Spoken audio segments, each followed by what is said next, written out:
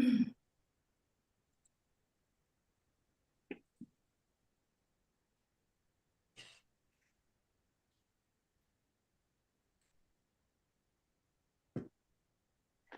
Olmstead.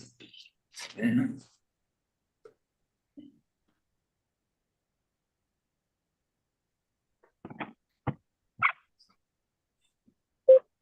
see what that phone number is, Jennifer, in the waiting room. I don't know yet. I'm Okay. still in the Gotcha. just for a second. That is just Turning fine. off the chat real quick.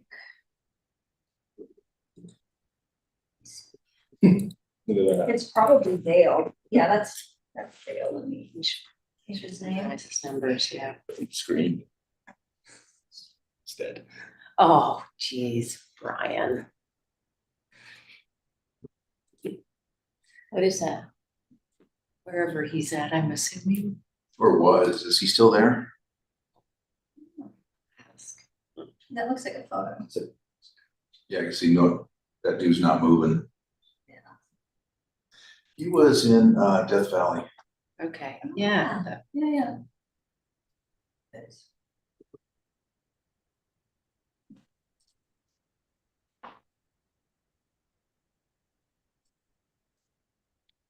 Please don't do that to us, Joanne. I won't. Or on the other hand. I always live vicariously. Well, I mean, you could go those places too if you didn't burn up all your vacation time, dragging your car to Nebraska to race. Exactly. I couldn't do a lot of those places when I was working. It just didn't make sense to go that far, and I mean, Death Valley maybe, but Yeah, I could do California. yeah. Like, 2 weeks out of the country. I'm getting kind of. I can't swing that. You just sit there. I'm not going to come with you. Thanks. Just either way. Good things to offer at times. So Nobody does your job, I'm sure, while you're gone. That's a great question. That problem. So- Yeah. And you can probably switch in here.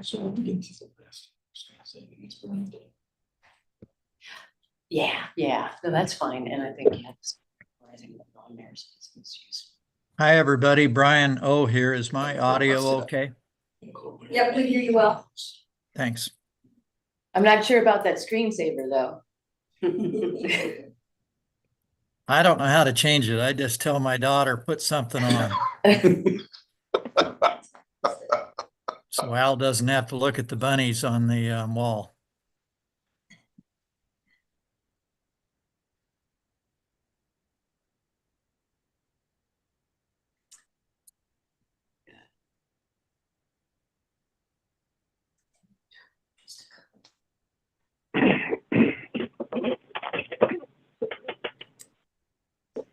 Accept that. Okay. Are you ready to go? Like one more minute, but it looks like.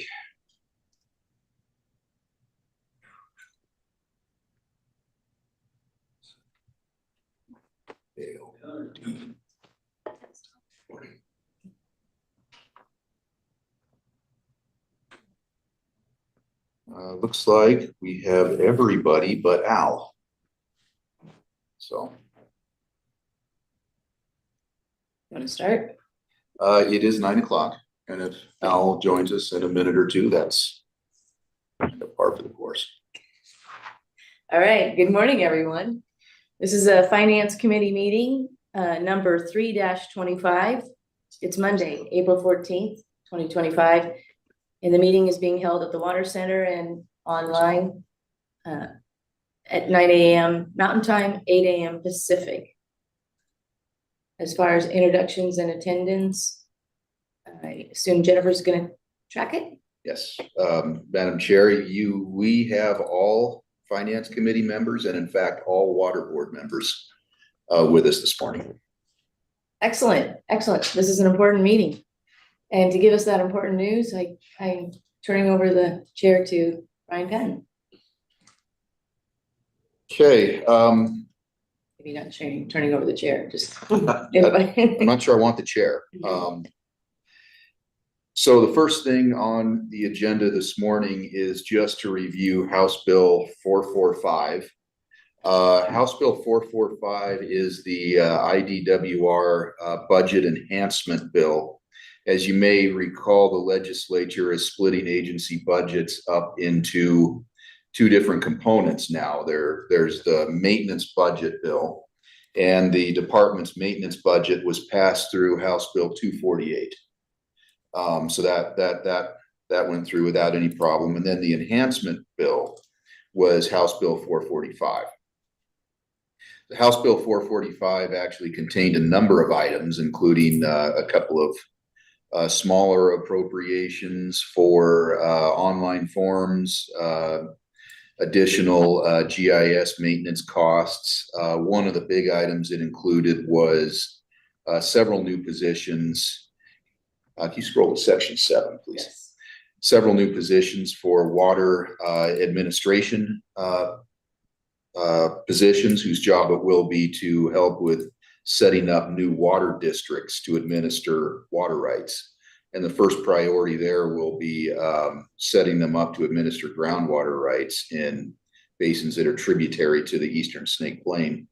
Even with those new positions, we're still looking at probably a 10-year effort to set up water districts with water masters in each of those basins to administer water rights in basins tributary to the ESPL. Probably the big item in House Bill 445, and one that we'll be talking about a lot today, was the governor's initiative to include $30 million ongoing into the department's budget. So a couple of things related to that. The $30 million is, as I said, ongoing, so it will occur every year in the department's budget until the legislature takes action to change that. So it's an automatic renewal unless they choose otherwise.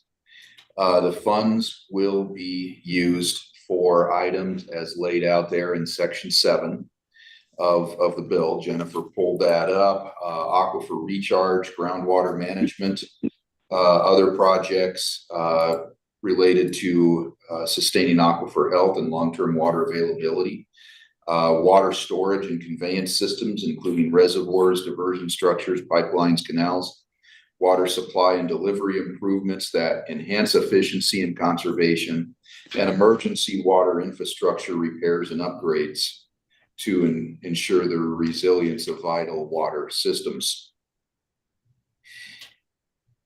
Okay, a couple of additional pieces that were inserted in House Bill 445 for fiscal year 26, which will start July 1. All of the $30 million that would be received in this first year is to be spent for aquifer management for the Eastern Snake Plain aquifer. And in fact, it further specifies how that's to be spent. 50% of the appropriation shall be allocated for use in Board District 3 and 50% in Board District 4. Board District 3 is the Magic Valley and Wood River Valley, etc. Board District 4 is Eastern Idaho. And that's for projects that, for supporting the 2024 stipulated mitigation plan entered into by surface and groundwater users for the Eastern Snake Plain. Beyond fiscal year 2026, no more than 50% of the funds appropriated in this section within a single year can be used within a single board district unless there are no competing applications for infrastructure projects in those other districts. Okay, so we go back to that no more than 50% criteria. And then as shown in paragraph 3 there on line 11, the department shall provide a report back to the Joint Finance Committee and the relevant germane legislative committees and to the Budget and Policy Division of Legislative Services no later than December 5 of 2025. So basically they want to know how you're using the money. And this is a little interesting because, I mean, that December 5 date is halfway through the fiscal year. So, you know, presumably some of your decisions would not have been made yet related to the $30 million. but I think there'll be a lot of scrutiny on that report, given that, there was a lot of concern about how the money would be used, especially in the first year. I think legislators will be looking to make sure that in the first year, the money was spent, within the Eastern Snake Plain Aquifer as the earmark here calls for. And then I think there'll be other legislators looking to see, how fast it gets appropriated, how fast it goes out the door for various projects, things such as that, some of the concerns that we heard, from certain legislators during the legislative session. Okay, that was a very quick overview of House Bill 445. I would stand for any questions that board members, committee members, board members may have. Are there any questions from committee members regarding this House bill? Except Brian Olmstead has. Okay, Brian? Actually, on the committee, I can wait if committee. Anyway, my question is, Brian, so that all of it in districts 3 and 4 for the so that's for this spring and for projects this fall, and what's the exact timetable on that? Okay. All of it in the 2 districts. Sure, Brian. That's for fiscal year 26, which would start July 1. That's when the money would actually get dispersed into the board's accounts, would be on or shortly after July 1. And so that would go July 1 to the following June 30. So that would be June 30 of 2026. And that's part of why the report timing is a little bit off kilter here, because they're asking for a report on how you're using the money midway through that fiscal year. Thanks, Brian. Madam Chairman, it's Mark. Yes, Mark? Do we have shovel-ready projects that we can get that much money allocated, dispersed in a 12-month period starting July 1st? And then also, obviously, I share Brian Patton's concern about what are you going to report on July 5th, on December 5th, 5 months after you get the money this first year. Looks to me like we got a real time crunch on getting this done.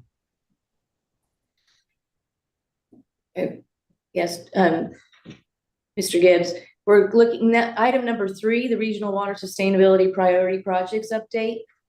We'll probably address some of that concern. And 4. And 4, the Water Management Account Priorities. So if we can hold your question until we get to items 3 and 4 on the agenda, would that be okay with you? Yes, ma'am, that would be fine. I just thought. Thank you. Okay. Thank you. Any more questions about the actual legislative? Okay, I'm not seeing any. Director just joined us. And the director just joined us. Morning. We saved you a seat. Do you want to say anything about House Bill, we're on House Bill 445? I'll keep my powder dry. Okay. All right, sounds good. All right, so then we're moving on to the next item, the Regional Water Sustainability Priority List, and that would be Neely.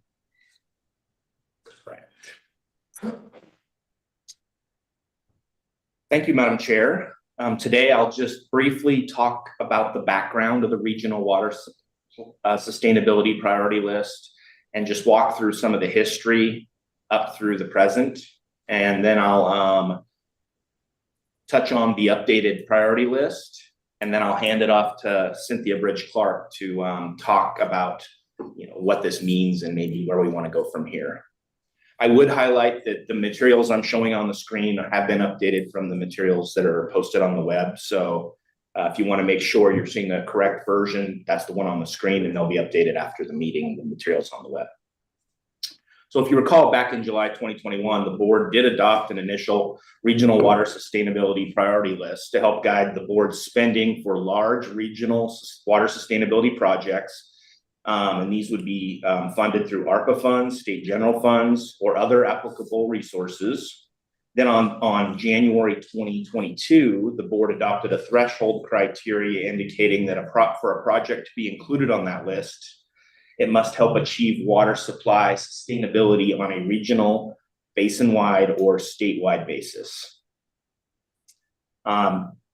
Later on in 2022, in October, the board adopted a criteria. The criteria included a process for how projects can be added and the types of information that would be required to submitted in those requests. That criteria also laid out a way for projects to be included on the list. Both project sponsors could submit a request to be added to the list once a year on December 1st, and then the board had the discretion to add projects to the list anytime. In that first year, you'll recall the board received 15 requests to be added to the list.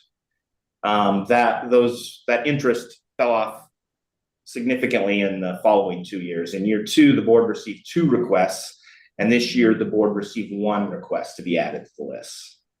All additions to the priority list in year 2 and 3 have been added at the direction of the board, and they have not been added based upon the requests, because there were 2 requests last year that were directed towards other funding mechanisms that the board has. And then there's one this year that we're waiting to have them come speak to the finance committee once we sort of resolve the process changes that we're discussing now. I would highlight that attached to this memo is the updated regional water sustainability priority list. The board is obligated $213 million from their accounts. Those are the 3 accounts: the secondary fund, the RDA, the revolving development account, and then the water management account. And they've obligated $270 million towards projects that are under development or already complete. And I just wanted to highlight here that the board did adopt that criteria in 2022, and some of that criteria is listed here in bullets. And I just want to reiterate that projects must provide or contribute to a resolution of longstanding water supply challenges or anticipated water use conflicts. Project provides sustainability benefits on a regional scale based on geographic area or number of impacted individuals. Project leads to stabilization and recovery of groundwater levels in basins where groundwater declines are occurring. And then relative economic and public benefits, including the consideration of such as how the project's existing water rights and uses identified, including the consideration of value of existing hydropower to the state's economy. Any project selected pursuant to paragraph C of this subsection must protect all water rights and consider the effects of such projects on other water uses such as water quality, fish and wildlife, recreation, hydropower, and they must provide economic value, stability, water sustainability, drought resiliency, and other benefits to the citizens of the state.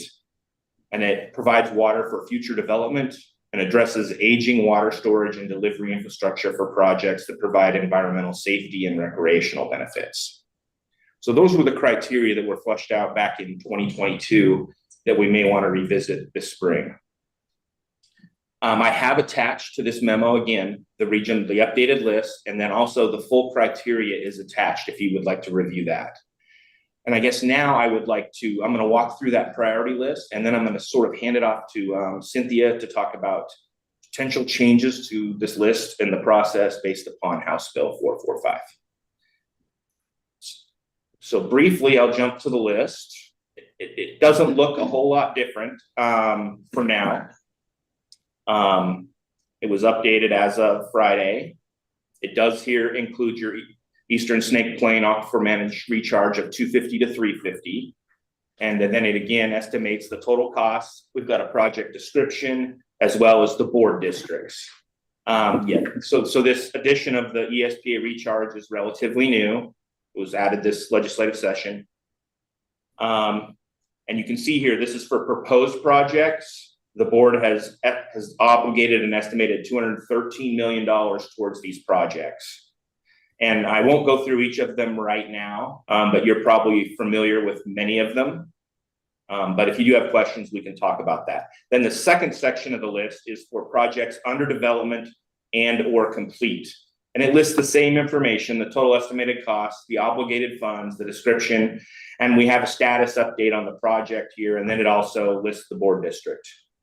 Here you can see, I'll just walk through them. American Falls, where you've obligated over 12 million. Anderson Ranch, where you've obligated over 100 million. City of Nampa, 3 million.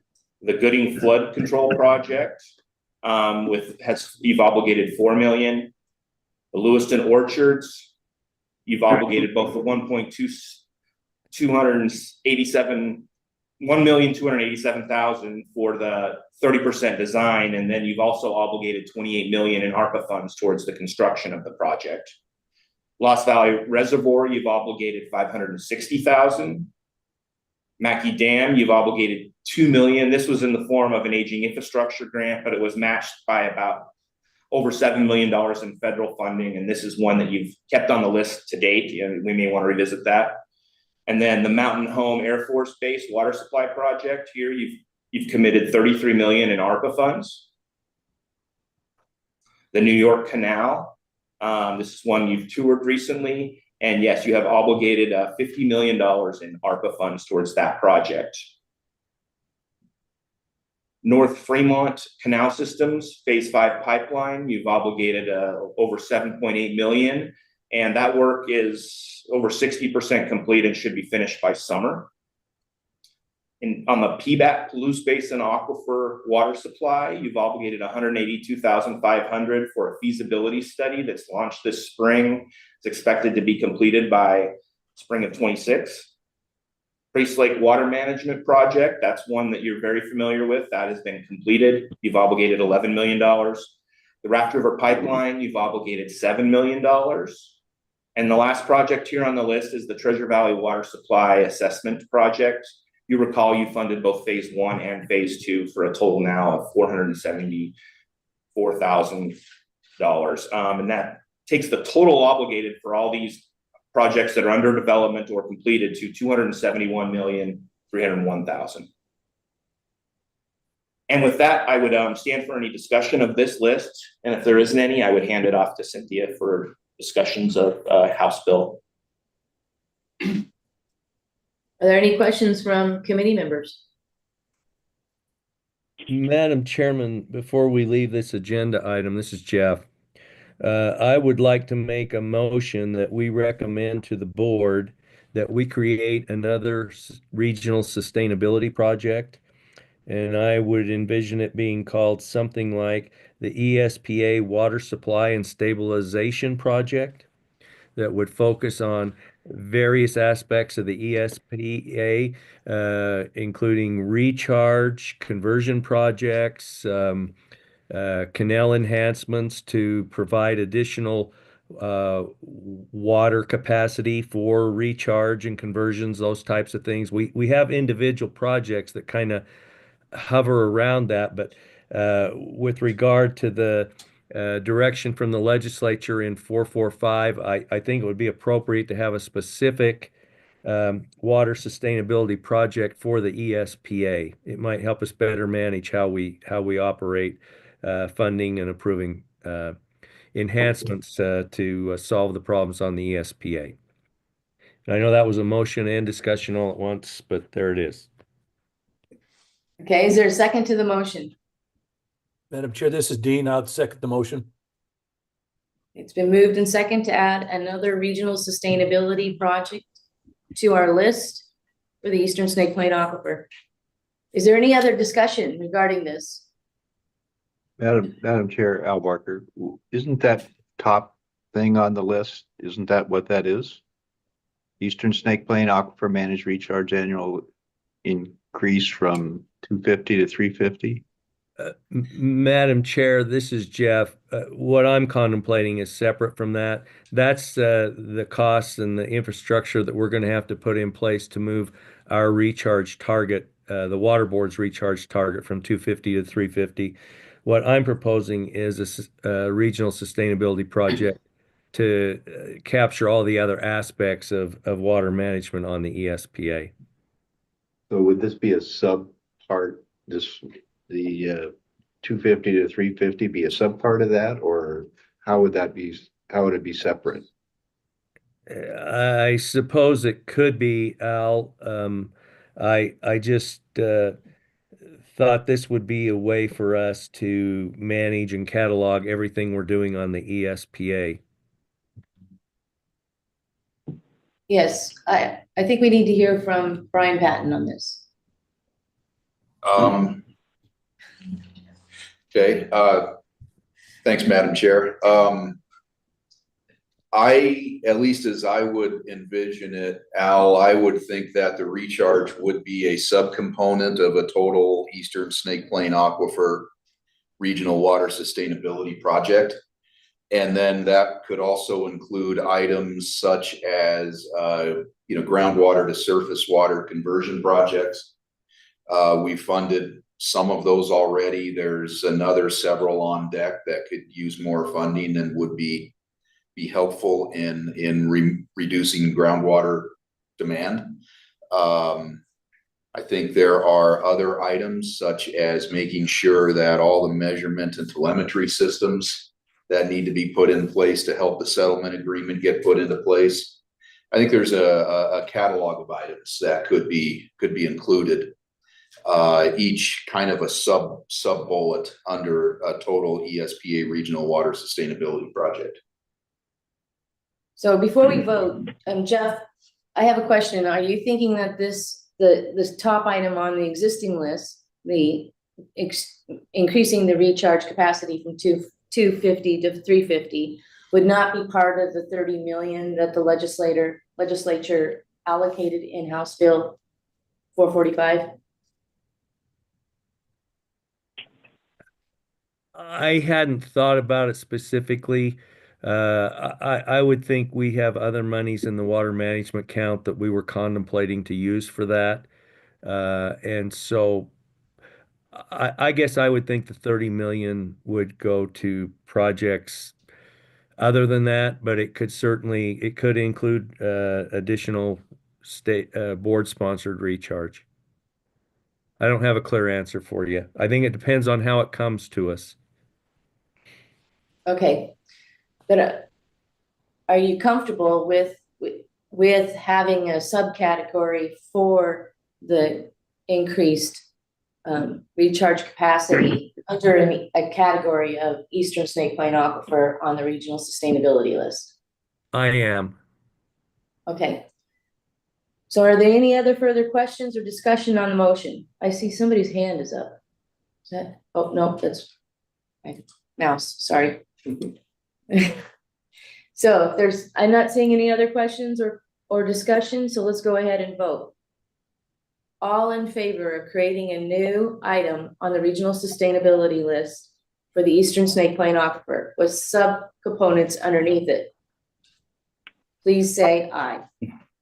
Aye. Aye. Aye. Aye. Aye. I think all the committee members voted in favor, so no need to. Any opposed, just in case? Oh, okay, motion carries. So that's a recommendation to the full board to add that to the regional sustainability list. That will be an agenda item at the May board meeting. Okay. All right, so Cynthia, did you have anything more you wanted to add? Yes, Madam Chair, actually, you all made this very easy for me. I think that I will be able to move through my presentation pretty quickly, but we may have a few additional questions to fine tune the discussion that the board members just had. So I, again, just building off of what Neely just presented, I think he's done a nice job of summarizing what the board's, the intent has been for the board's regional water sustainability priority list and given us an update on the history and how that's been evolved. His comments about the criteria are something that we would like to revisit with you all based on our discussion today. There are some things that I think board may want to consider changing in that criteria. Probably the primary issue may be the fact that we have this annual expectation of applications coming in on a December 1 date, and the board may want to receive those applications on a much more regular or real-time basis. So we will work on some revisions to propose to the Finance Committee coming up. I'm just going to move through these 3 slides. These were actually just, this was language taken straight out of the House Bill 445, which Brian just spoke to.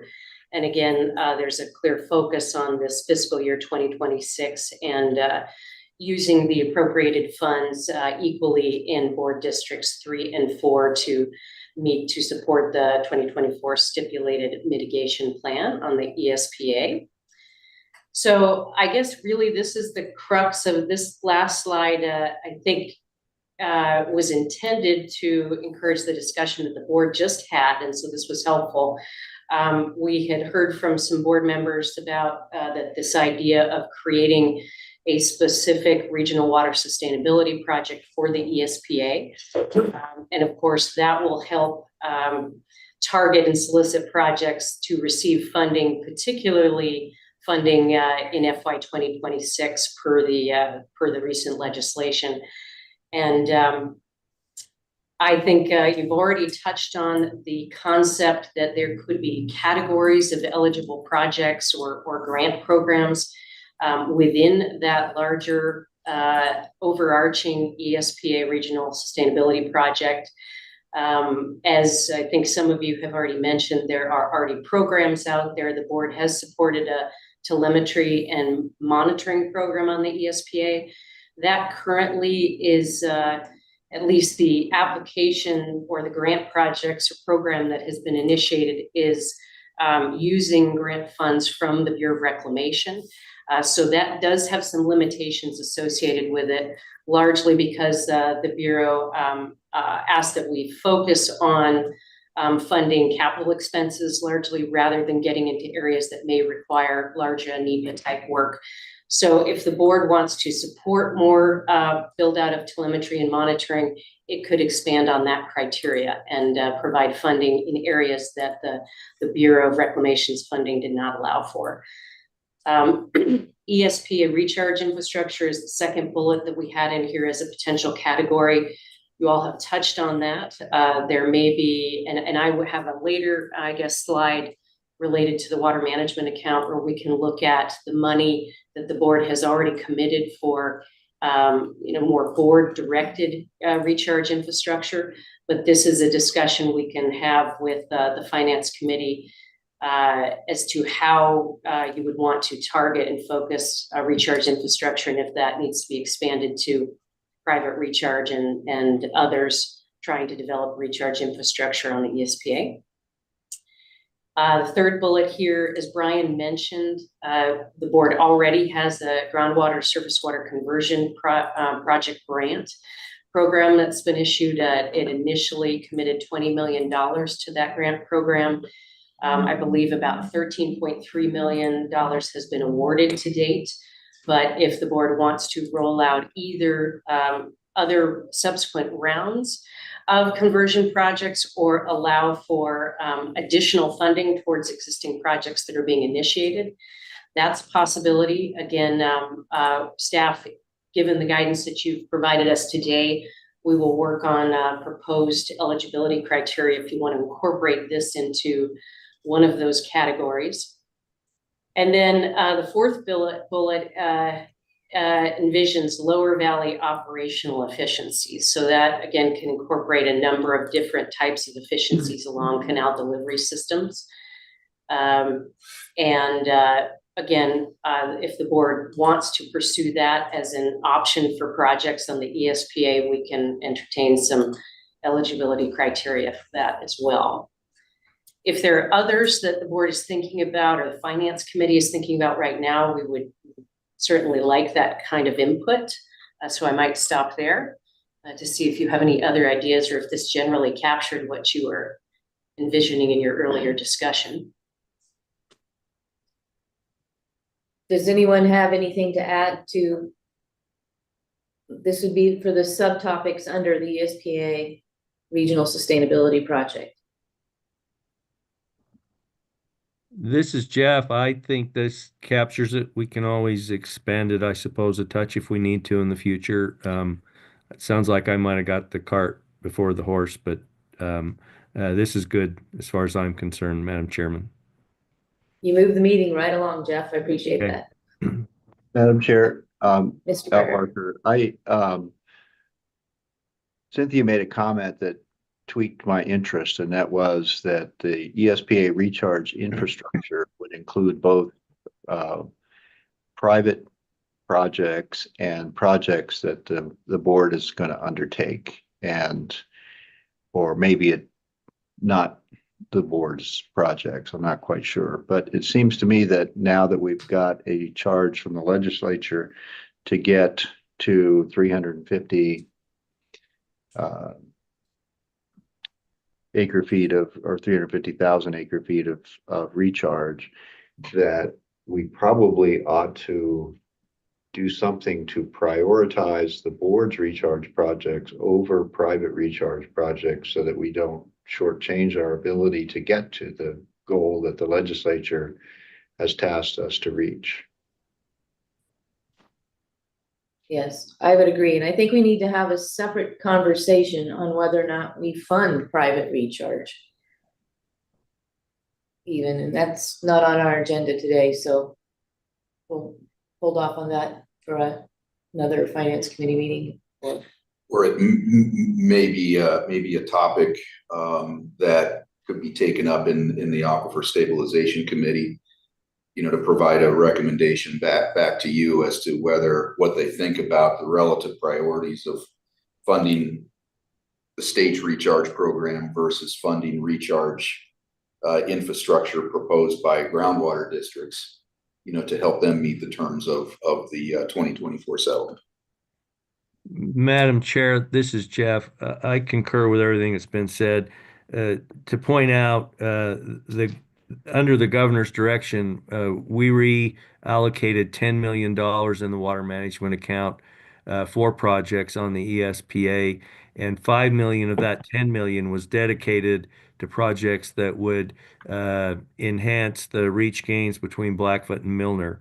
And maybe some of that $5 million could assist in funding recharge projects that were based, if not entirely, somewhat on private recharge. So there's lots of things I think for the Aquifer Stabilization Committee to figure out, but I think that we want to figure out how to get as much water in the ground as we can and use as many partners as we can to do that. Okay. So I'm seeing that the next steps would then be to revisit the criteria for the regional sustainability list, and then put out some type of solicitation for the different subparts for the Eastern Snake Plain Aquifer. Is that how you are foreseeing this going forward?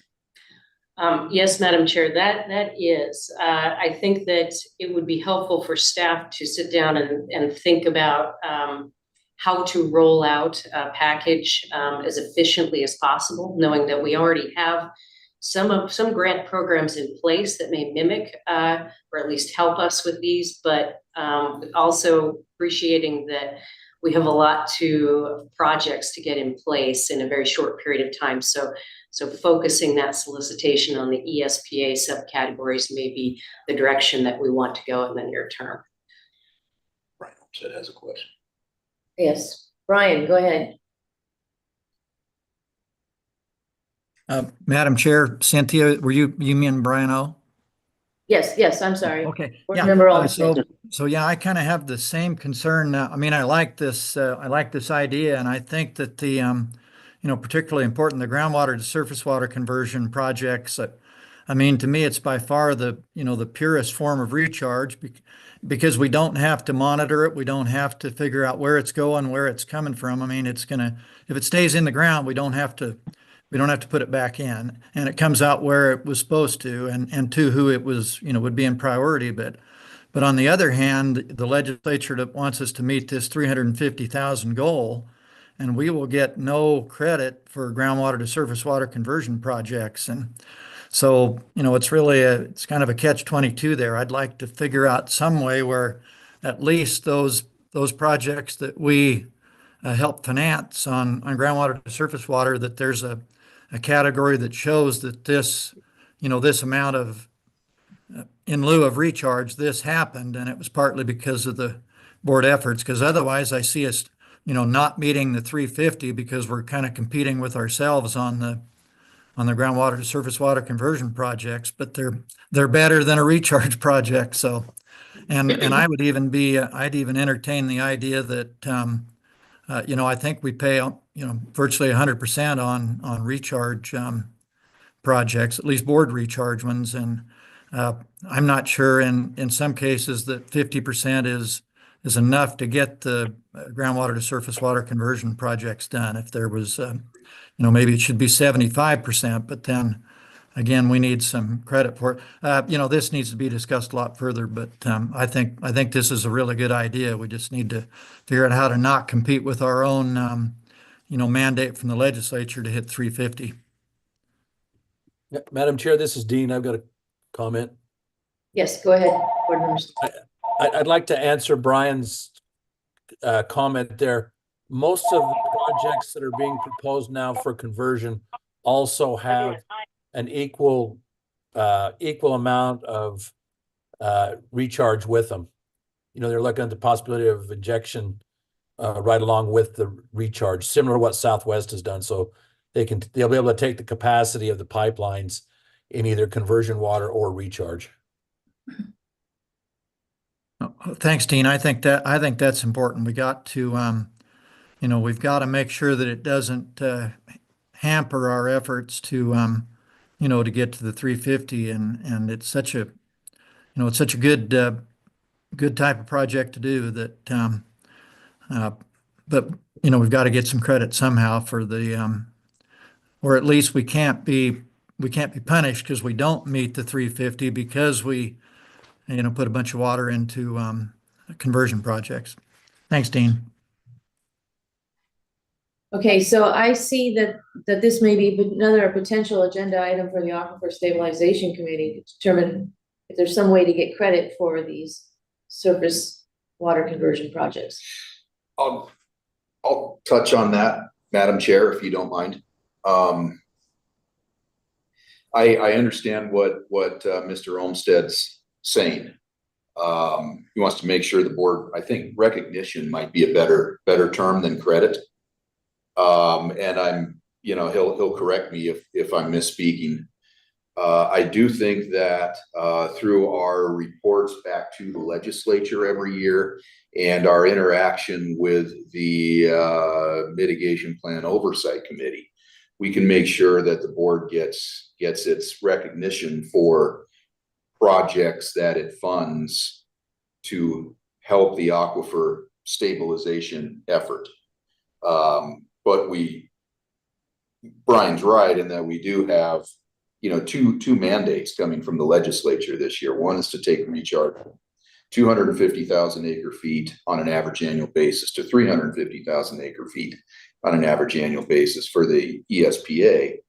But we also have to use these monies that have been appropriated to help overall aquifer stabilization, including recharge and everything else beyond recharge that will help the aquifer stabilize. So we just need to make sure how we report that. We need to make sure that the board's reporting of that, is in a way that the legislature and the other partners across the plane recognize that it was the board helped make those efforts happen. And Brian, I hope I captured what you were saying. I totally agree, Brian. Our real goal, for all of us, is that we want to stabilize the aquifer and improve reach gains. And, we just, and that's, there's no better way to do it to me than groundwater to surface water conversion projects. But it will, I don't want it to be a future excuse that, the aquifer didn't gain because the board didn't hit the 350 when we did other things that, so yeah, I agree with what you're saying. The real goal is to stabilize the aquifer and solve the conflicts, but the legislature, needs to needs to understand that those can compete a little bit. Thanks, Brian. Okay, so back to board member Gibbs's comment earlier in the previous item. Are you comfortable with the direction that we're heading now with this regional sustainability list? That's to board member Gibbs.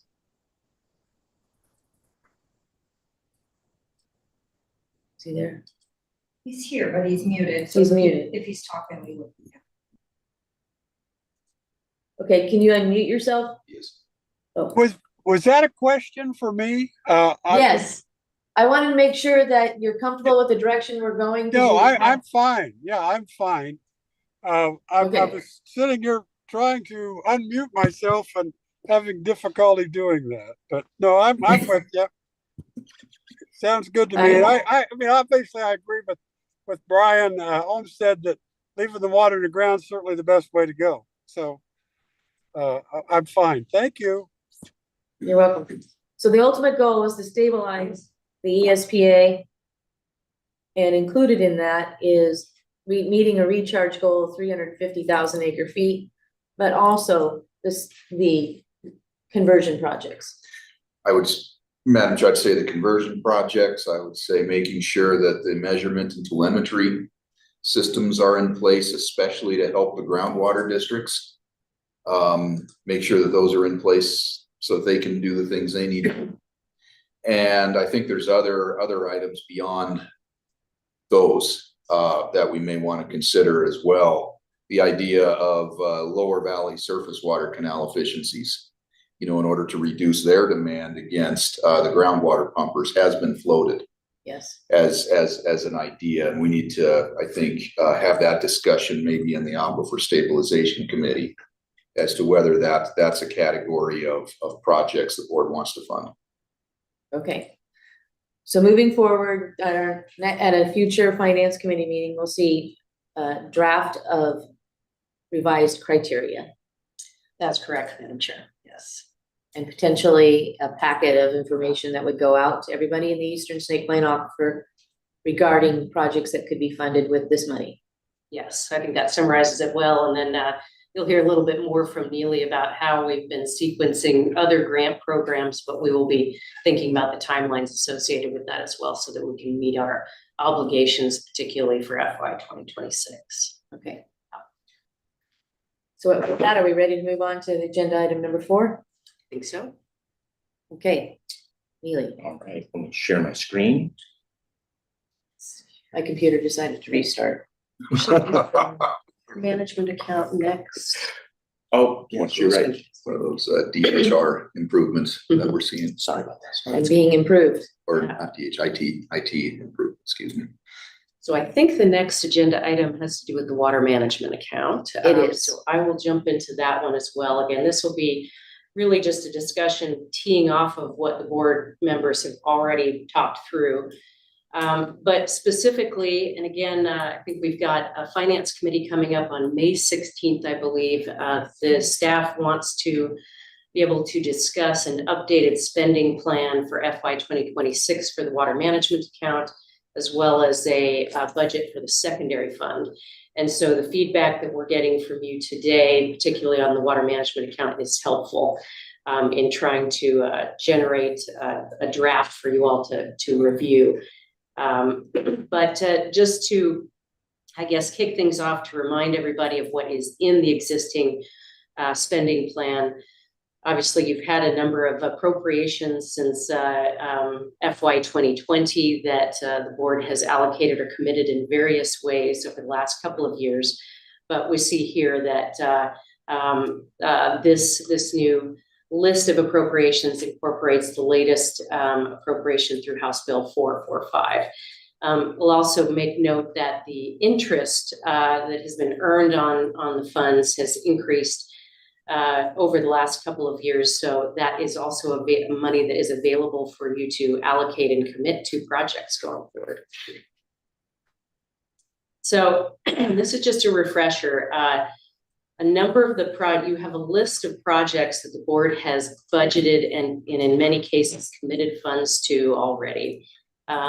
This list here is a group of projects that are either, regional sustainability projects or other large projects. I believe all of these are actually reflected on your regional sustainability projects list. And I've highlighted here specifically what I think board members referenced earlier, which is that that funding has been set aside for ESPA improvement projects, $5 million for improvement projects and $5 million for the near Blackfoot to Minidoka reach gain improvement projects. That was, of course, under the direction of the governor last year. The board has also committed $40 million for statewide recharge infrastructure. So spinning back to your conversation earlier, these are some funds that can be dedicated to projects under this overarching ESPA regional sustainability project. And the board may want to think about whether it wants to retain some of those funds for other statewide projects. So using the statewide recharge infrastructure line item as an example, if the board chooses to specifically peel some of that money out to target say the increased recharge target requirements on the ESPA, that's something that the finance committee could entertain and recommend to the board. So we could split that out if that's something you want to pursue. Jumping ahead to the discussion about an ESPA specific regional sustainability project. What's shown here is the possibility of breaking out those subcategories, as you discussed, to focus on the FY 2026 year mark of that $30 million appropriation. In this list, we've just thrown in a few target amounts. They are not, they're just out there for discussion to illustrate the $30 million. And I see that Mr. Olmstead may have a question, so I'll stop. Yes, Board Member Olmstead, do you have a question? I'm sorry, Madam Chairman, Cynthia, I hate to butt in again, but I'll forget it if I don't do it right now. So Cynthia, I know on that near Blackfoot to Minidoka reach gain, I think Mike McVeigh's been doing some work on that. I don't know if it's modeling or if we're to target this area, we need to understand it a little bit better, I think, and how do we have the most impact on that reach? And also, I hate to always get back to it, but if we don't have accurate river gauges, we have no idea if we're making those, if you're making small incremental improvements in that reach. So it always gets back to me to that at Blackfoot gauge, which when everybody knows needs to be replaced. So not, I'm just throwing that out there, and but anyway, mainly I'd really like to see what Mike McVeigh is working on sometime, whenever it can be available. Thanks. Okay, thank you for the feedback, Board Member Olmstead. And it sounds like we have a long agenda for a Aquifer Stabilization Committee meeting over the next couple months. All right, so jumping back to, again, the list that we've just been discussing, I think we've gotten some good feedback from you all on what types of projects may fit into these categories or some criteria that we might want to generate. Does the board at this time or the finance committee have any suggestions on how you might want to commit those funds for the $30 million, something that we can take away and build into our planning? You mean with projects? These categories as they've been laid out here. Yeah, Categories and amounts that's correct. Oh, okay. What Cynthia is asking, I think, is, does this list of categories look about right for an initial cut that then staff can take back and build some criteria around these? And do those number amounts look about right? Or should we, plus one up and move one down, those kind of questions? Yes. Do any of the committee members have any comments regarding this distribution of funds for the budget? Madam Chairman, this is Jeff. I think we might be a little strong on the telemetry and monitoring. as I understand it, we've got a program in place now that's $2 million, and that's for equipment only. We could enhance that with some of these dollars for installation and those kinds of things, but I'm not sure that we need 5 million there. I think we might cut that back to about 2 million to match the 2 million that we have for equipment and see where we get to.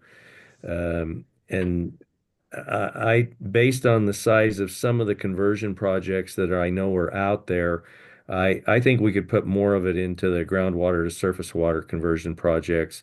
Has already been stated here earlier in this meeting. That's a really good investment as far as stabilizing the aquifer, just leaving water in the aquifer rather than taking it out and hoping we put it back. So, and the other area, operational efficiencies, I think we need to have some outreach with those in the lower valley that we would anticipate would be trying to do that. I know that AFRD number 2 has approached the board about doing something, but beyond that, I don't know if we would immediately need 8 million there. So maybe if we cut back on telemetry and monitoring and operational efficiencies and bump the conversion project amount up to 20, that might be more appropriate. I'm just thinking off the top of my head right here. So move the telemetry and monitoring to 2 million, decrease it to 2 million, the lower valley efficiencies to 3 million, and take that extra 5 million and bump it into the groundwater surface water conversion projects. Something like that, yeah. Madam Chair, this is Al Barker. I think you can anticipate, or we can anticipate something from Twin Falls Canal Company in addition to whatever AFRD 2 is doing. I don't know any of the details, but I think Jeff is right. We need to have an outreach to those folks and see what they're thinking about before we start saying what the numbers should be. I think it would be helpful to have at least some input from the people who are going to be asking for the funds. Could we do that between now and the May board meeting? Yeah, we can make sure that happens. Yep. I also think that, you know, as projects come in, and you see how all of those categories develop, I think there'll be the opportunity to reshuffle funds from one category to another. So I think we can amend the dollar figures for each category as we move forward. Yeah, so remember that we have to keep 50% in District 3 and 50% in District 4. Yeah, and I don't think that's going to be a problem. And then I think we have to remember we have other monies that are currently been allocated for projects of this same nature that we can dip into. I don't think anyone should consider this a limitation on whether or not, if they have a good project, that we will participate in helping them with that. But I do think this is a great attempt, and with a little bit of refining is a good way to demonstrate to the legislature that we will get this money allocated and spent. I have one other additional question for you, Bill. The 5 million in the ESPA telemetry and monitoring, does that include the 2 million that the Bureau of Reclamation gave us? It does not. It does not. So I think we could reduce the 5 million to 3 million and move that extra 2 million into the groundwater and surface water conversion right off the bat. That's good. And Madam Chair and Board Member Raybould, yeah, I think that we will, I'll back up to this list. Yeah, there is other funding that could be allocated to even these specific project types. And so we'll try to make that clear to you in our discussions going forward with the spending plan. A good example of that is the groundwater surface water conversion grant program, which the board still has about $7 million available to reallocate. So if those conversion projects come in, that could be dedicated to that as well. Okay. Well, I think finally, just a couple of other, areas that I'd like to highlight. Within the spending plan that you've been managing, obviously aging infrastructure grants has been a big component of that. In previous appropriations, $75 million was set aside for aging infrastructure grants, and those have been awarded in various rounds, I think up to 5 rounds to date. In this case, in the highlighted cells, you can see here that I've gone ahead and just increased the amount of available or funding that may be allocated to those grants. Some of that could be targeted towards the ESPA, some of it could continue to be statewide, but it's something to think about given that the board does have additional funding through interest. And again, this has now become a fairly routine, or at least fairly well understood grant program by the board. So to the extent that staff can do continued outreach, and also that the finance committee may want to entertain changes in the criteria related to cost share and those sorts of things, then if you want to allocate more funding to the aging infrastructure grants, this is an example of where you might want to dedicate those funds. And then beyond that, again, you have some funding committed under loans at this point from the water management account. And then in this other potential needs table, these are grant ideas that the board had floated earlier. Again, we're starting to discuss that in the context of the ESPA, but if the board wants to entertain that more statewide, you do have some funding set aside or budgeted for those programs. You'll see a smaller amount that is budgeted under other regional sustainability projects. We do know of other projects that water users statewide would like to get before the board for consideration. So funding for those other statewide projects is certainly likely to be of interest to water users across the state. Committee members, is there any discussion about the allocation of the funds for these, especially the next 2 rounds for the aging water infrastructure grants?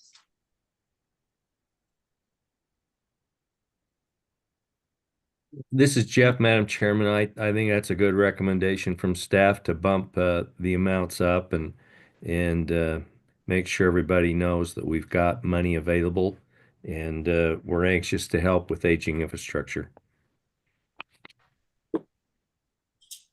Madam Chair, this may be a question for Brian, but how much in the way of applications have we received? I thought we were not getting enough applications to get us to that $20 million level.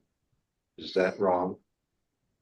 It depends on which round, Al. Some rounds we've had way more applications than the amount of money available.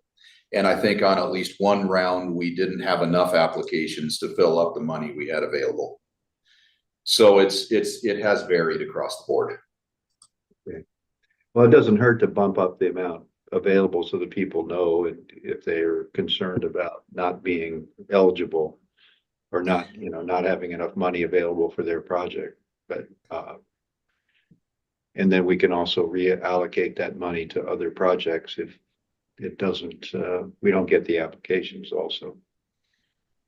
Right, and it may be wise to do a little outreach before those application windows open, to make sure people know that those application windows are coming as well. And Madam Chair and Board Member Barker, Neely Miller, our next presentation may shed some light on how some of these grant award cycles have played out. So I have nothing more, Madam Chair. Thank you. All right, Neely, would you like to talk about grant programs and contract management? Sure.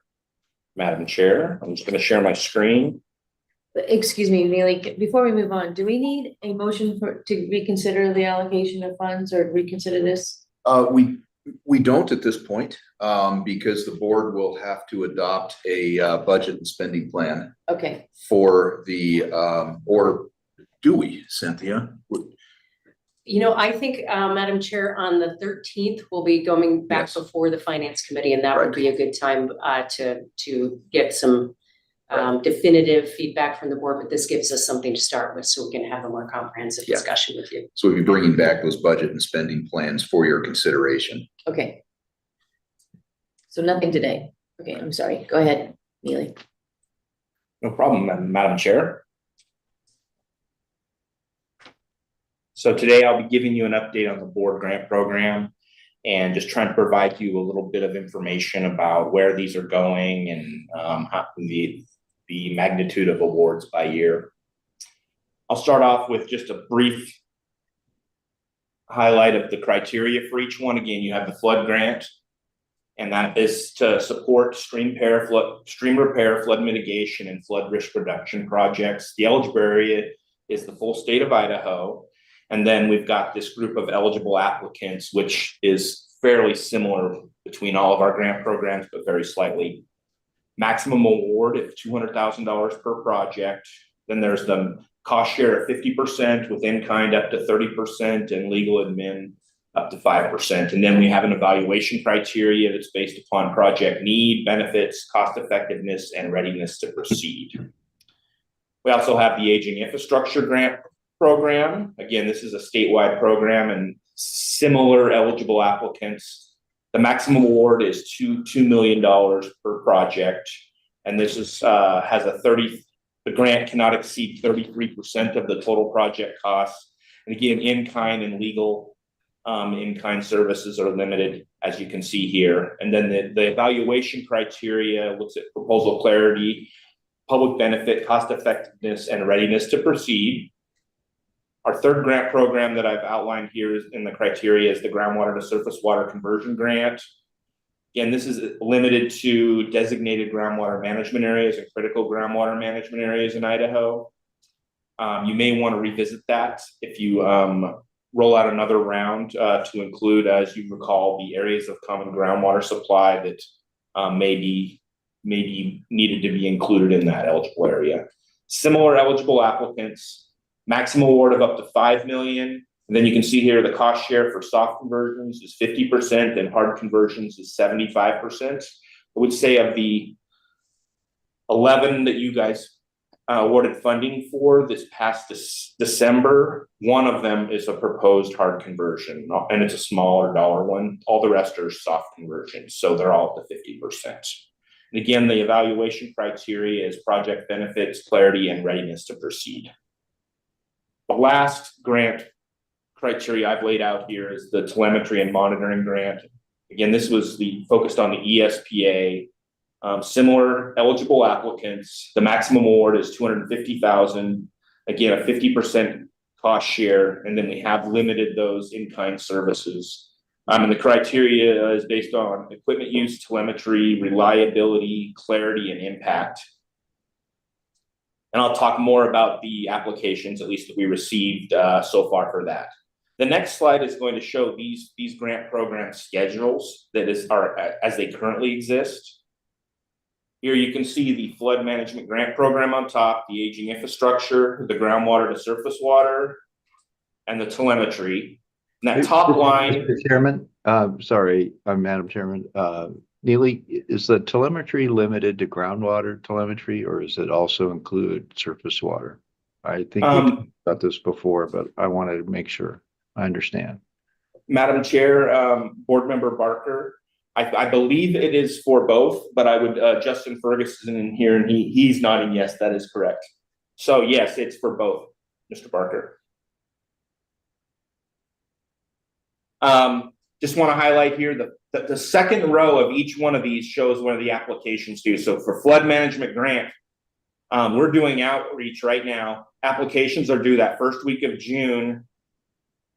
July, we'll be doing the finance committee contract development beginning in August. And then one of the things I want to highlight here is a lot of these contracts are 2 to 3 years. So we'll be then managing it for the next 2 years at least. Aging infrastructure, you can see here again, the second row shows the application deadline of August 1st. This summer, we'll be doing outreach and consultation. We will begin the contract development probably in October, because this will be awarded in September, is the idea. And then we will manage these contracts for the next 2 years. Groundwater to surface water, similarly, you can see we've staggered these deadlines. So staff is proposing, as we did last year, to have applications due in early October.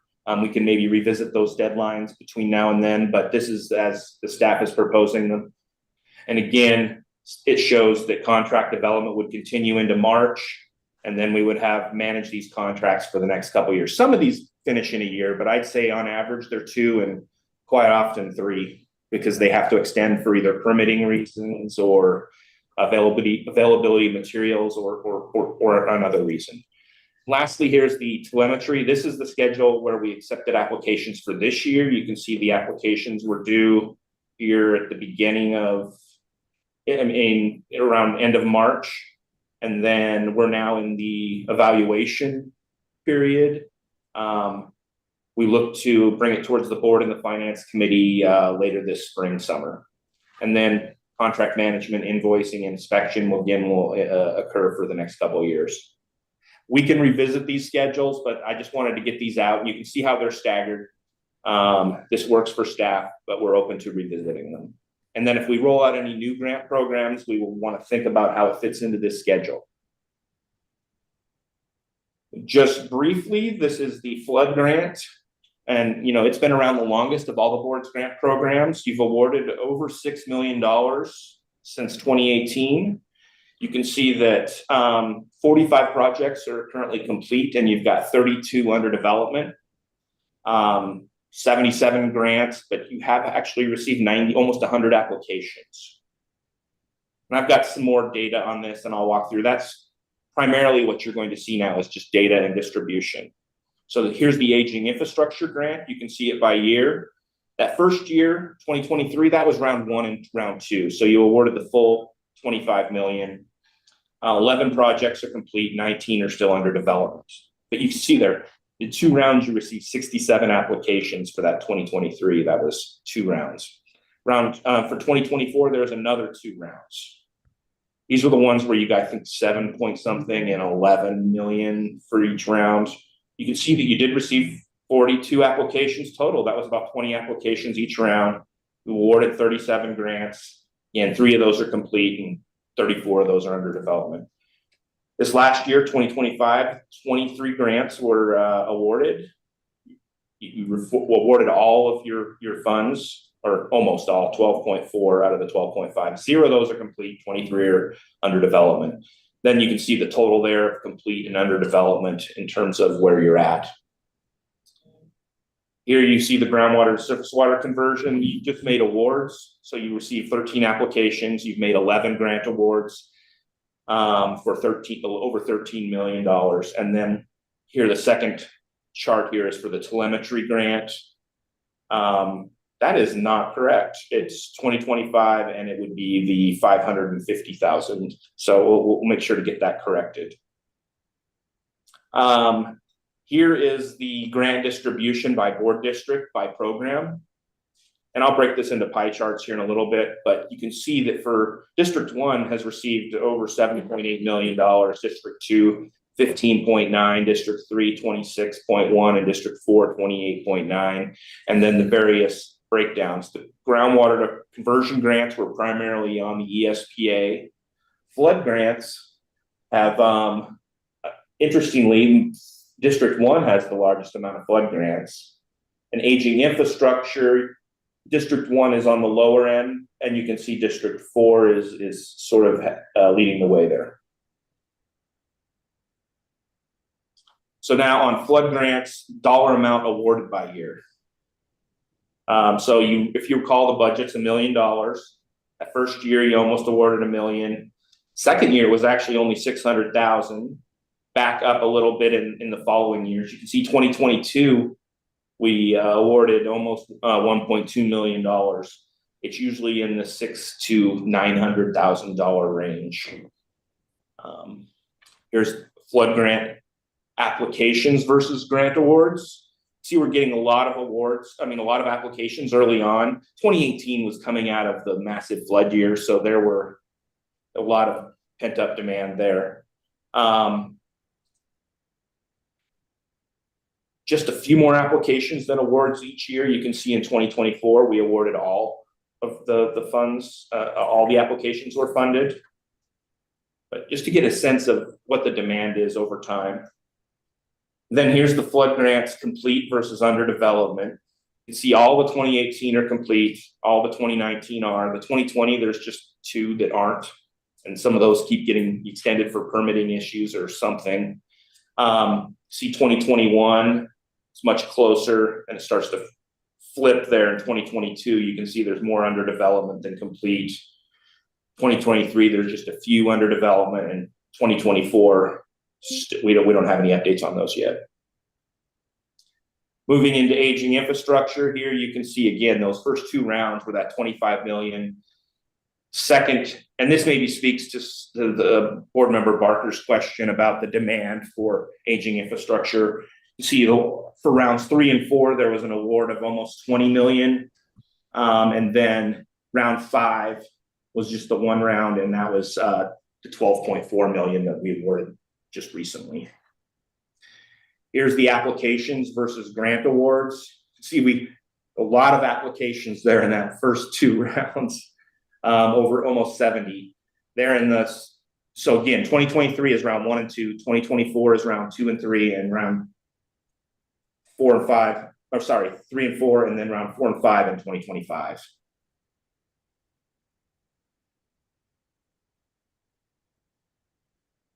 Aging infrastructure complete versus under development. You can see that there's still a number of 2023 under development, but there have been significant completions for 2024. We have some complete as well. And then this last round, we don't have any complete yet. And then this is just a chart showing that you awarded $13 million for groundwater to surface water conversion grants. Again, you got 13 applications, you only funded 11.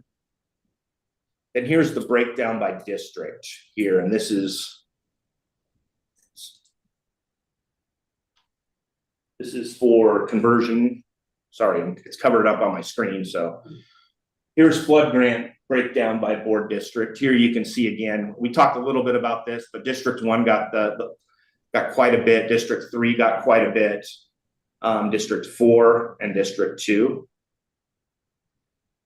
Aging infrastructure, you can see the breakdown again. District 4 leading the way in District 3. The conversion grants, this was just District 3 and 4. Then lastly, I wanted to focus a little bit on grant contract management and staff resources. So currently there are 119 active contracts, and this is just for flood management grant, aging infrastructure, groundwater to surface water conversion grants. 5 members are assigned to manage those grant contracts. The expectation is that contract management will take approximately 10% of staff time. Contracts typically last for 2 to 3 years, but some require extensions for various reasons. So currently we have 5 staff managing contracts. Staff member A has 7 current contracts. And if we follow the proposed schedule of this year of doing new flood, new aging infrastructure, groundwater, surface water conversion, and telemetry, conservatively, I would say 50 new contracts, probably between 50 and 60. So let's say 50 is the number. That means staff A is going to have 13 new this year. So they're going to be managing 20 by the end of the calendar year. Staff member B has 21 contracts. They're probably going to get another 13 this year, again, conservatively. Staff member C has 24 grant contracts. They're going to get another 12. Staff member D is managing 25 grant contracts. They're moving on to different priorities this year, so they're probably not going to be taking on any new grant contracts. So we'll keep them at 25. Staff member E is currently managing 42 grant contracts, and we'll probably get another 12 this year. And again, there will be some dropping off, but it's not as significant. they don't drop off as fast as they add on. So with that, I just wanted to highlight these. This is not this is just to give you a sense of what staff is carrying and how you want to roll out resources in the future and different grant programs in terms of toning and things like that. And then lastly, I would say thank you. And if you have any questions, we do have a number of success stories on each grant's webpage. You know, there's a project profile that has been developed by Steve here for, I don't think we have any on the flood grants, but there's a bunch on the aging infrastructure and a bunch on the, or a few on the regional water sustainability. And that's the other thing I would highlight in this contract management and staff resources. There's another how many projects on that regional water sustainability priority list that's not included in this contract management load. And some of us that are on this staff A through DE are also managing some of those, but I didn't include those in this list. So with that, I would stand for any comments or any questions. Well, I'd like to provide the comment that I see from this discussion is that on one hand, we've got a lot more money to allocate out quickly in grants. On the other hand, we have a strain on our human resource capacity. That's fair. So at this point in time, in this year, there's probably no opportunity to relieve that. I think that's probably true. The staff that are working on these contracts is probably the pool of people we have to work with. Now, we do have a couple of positions that are in the process of being hired. So once those folks are on board and trained, they can start taking some of that load. But beyond that, that's probably the pool that the board has to draw from. And I realize this first year is going to be a bit of a strain in trying to get the $30 million out, as quickly as we can. The legislature was pretty generous in giving the department 5 new positions for water management. And that was most definitely their priority. The department actually asked also for a public information officer. The legislature chose not to fund that. Their priority was instead to get those positions out for the water management positions. So I think the answer to your question is, yeah, the department has the people that we're going to have for the next year, and we'll have to figure out how to make do. Madam Chair, this is Jeff. This question may be for Brian, but do we have the ability, could we contract with an outside entity to perform some of these evaluations and that kind of stuff and take some of the load off of staff who could then just make us final recommendations? That is a concept we've thought of. And we'll be thinking about it a little more as we move forward and figure out how to deal with this additional workload. Thank you. And another question that I have is that I don't want to speculate, but it appears or it feels like maybe the Bureau of Reclamation grants may not be readily available for matching funds for some of these grant projects that we have require a match on. Can you comment on that? I can't comment on that at this point. There's been a lot of conflicting information out of that direction. Our understanding is the money that's been allocated for the most part is starting to be cut loose again for the projects.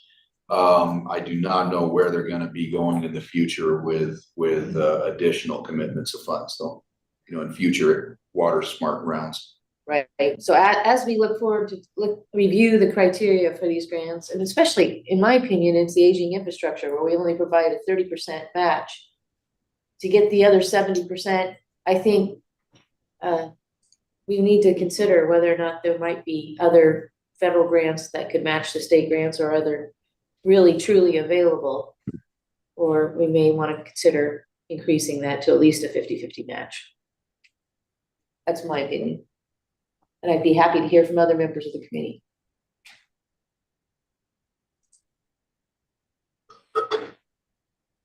Doesn't look like there's any board members. Do you have any other comments about this?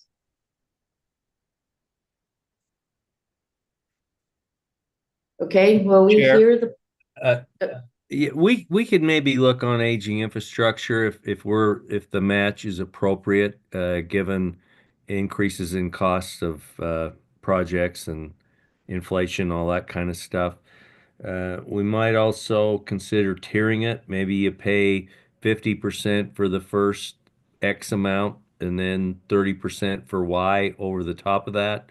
I don't know. That would maybe help some of the smaller entities that would have a more difficult time securing funding. There might be some things that we could consider. Okay.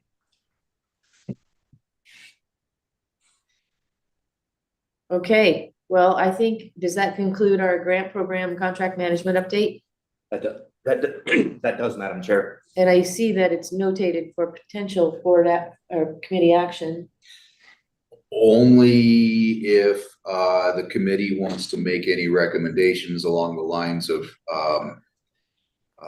asking staff to look at some of those criteria and bring any revised criteria back at the May meeting related to aging infrastructure grants or other things. I would say, Madam Chair, that if you're going to update the aging infrastructure for this year, you would want to do that at the May board meeting to give applicants enough time to review that and assess it by the August deadline.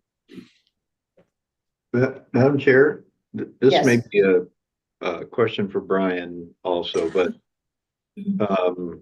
we've got funding for new positions.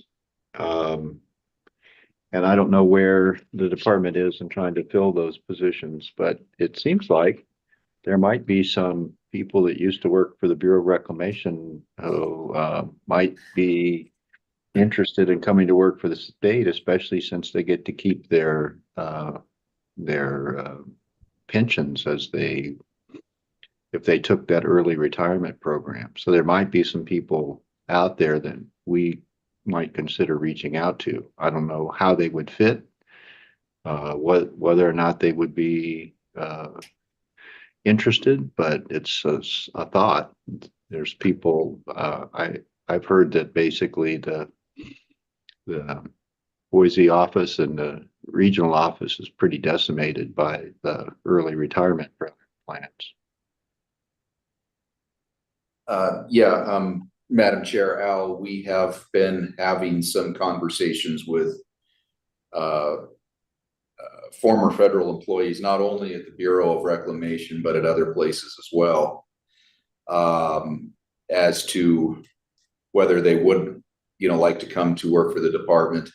Some have shown some interest and applied for some of the department's open positions over the last month or so.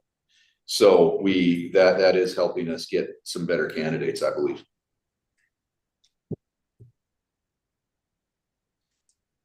It's an astute observation, board member Parker. And are there any other comments? So at this point in time, because of the urgency of trying to get the 30 million grant criteria established and the regional sustainability criteria updated, I would suggest we not look at aging infrastructure so we can focus our efforts on those too. But maybe by next year, we'll have more clarity on where the federal grant process sits, and we can see if we need to make some changes to the aging infrastructure. And Madam Chair, the only thing I would say about that is if there are going to be inquiries from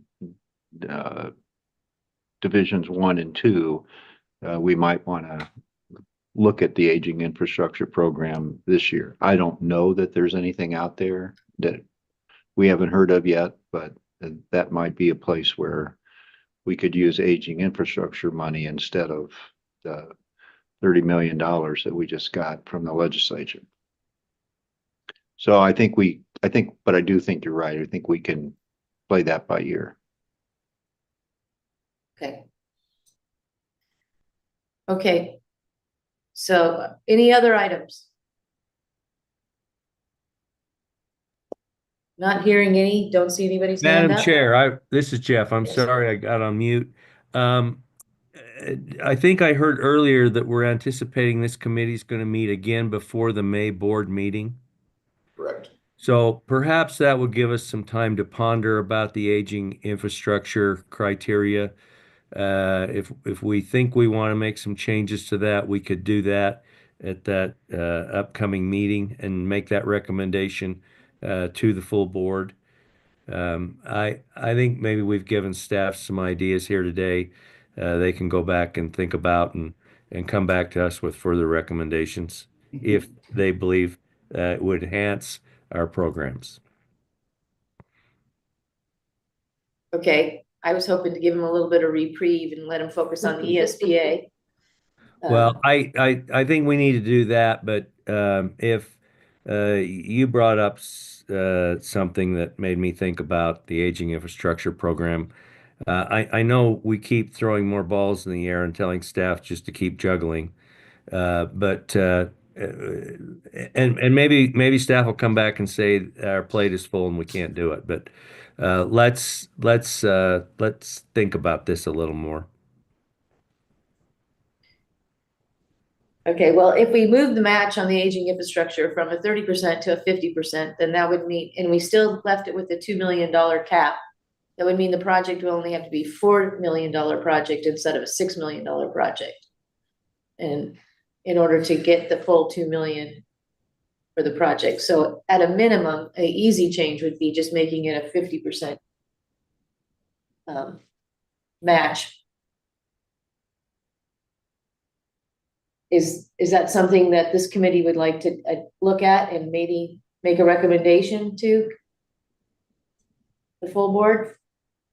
We do have an agenda item on grant programs and contract management. Well, I would suggest that we task the staff to go back and look at, I think it's report 56 projects funded to date of aging infrastructure. How many of those hit the cap? How many were below the cap? If we increase it to 50, if we had a 50% cap, how many more would hit that cap? We're still going to be restrained by how much money we have available in that program, which we're currently contemplating adding to what was there. So I don't know. I'd like a little more time to think about it before I make a recommendation at this meeting. I think we got another bite of the apple coming up, so let's just be thinking about it. Okay, that works.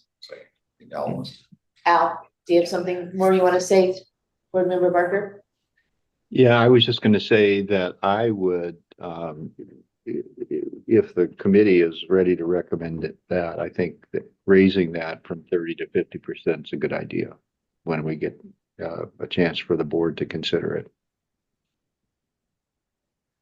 Okay, so hold on to that at our next finance committee meeting, and we'll see if you want to make a motion then. Well, I don't get to make that motion. Well, yeah, but he will vote on it at the board meeting. Okay, all right. Any other items? Does our executive director have any other items? no additional items for today's meeting. Okay, then I'd entertain a motion to adjourn. I so move. I would second? second it. Thank you. Thank you. It's been moved and second to adjourn this meeting. All in favor, say aye. Aye. Aye. Aye. Thank you, everyone. Thank you.